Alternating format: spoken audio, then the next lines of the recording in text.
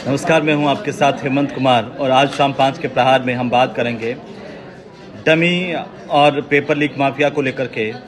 दरअसल कई dummy candidate पकड़े गए हैं। एसओजी की तरफ से बड़ी कार्रवाई की गई जिसमें एमबीबीएस के छात्र और शिक्षक डमी बनकर के परीक्षा दे रहे थे। उनका खुलासा हुआ कैसे उन्होंने परीक्षा दी। 5 गिरफ्तारियां हुई है। एसओजी लगातार कार्रवाई कर रही है। सबसे बड़ा सवाल इसी बात को लेकर के उठा है कि आखिरकार इन डमी पर लगाम कैसे लगे। और चूंकि लगातार ये बात सामने आई कि हर भर्ती परीक्षा का यही हाल हो गया है, तो भर्ती परीक्षा में डमी और आरपीएससी में क्या कमी, इसी पर हम बात करेंगे।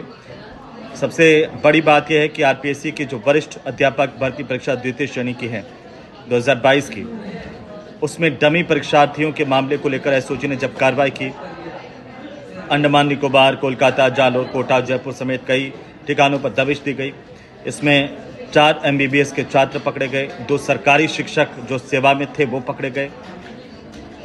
इस प्रकरण में कुल मिलाकर के 12 अभ्यर्थी, 9 डमी कैंडिडेट, 5 दलाल समेत 26 आरोपियों की गिरफ्तारी हो चुकी है।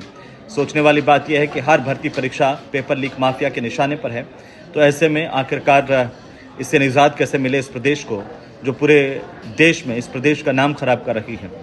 ये परिस्थितियां इस बात को लेकर के भी कि आखिरकार हमारे जो अभ्यर्थी हैं, हमारे जो युवा बेरोजगार हैं, क्या हम उन्हें एक निष्पक्ष पारदर्शी भर्ती प्रक्रिया नहीं दे सकते हैं।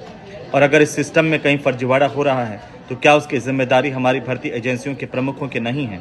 आरपीएससी के मेंबर से लगा करके चेयरमैन तक सब चुप क्यों होते हैं। जब भी पेपर लीक होता है इन प्रमुखों से पूछताछ क्यों नहीं होती।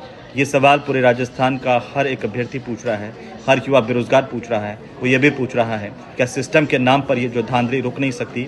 क्या भर्ती परीक्षाओं की पारदर्शिता, उनकी निष्पक्षता सुनिश्चित नहीं की जा सकती, और नहीं की जा सकती तो इतने बड़े सिस्टम के मायने क्या हैं।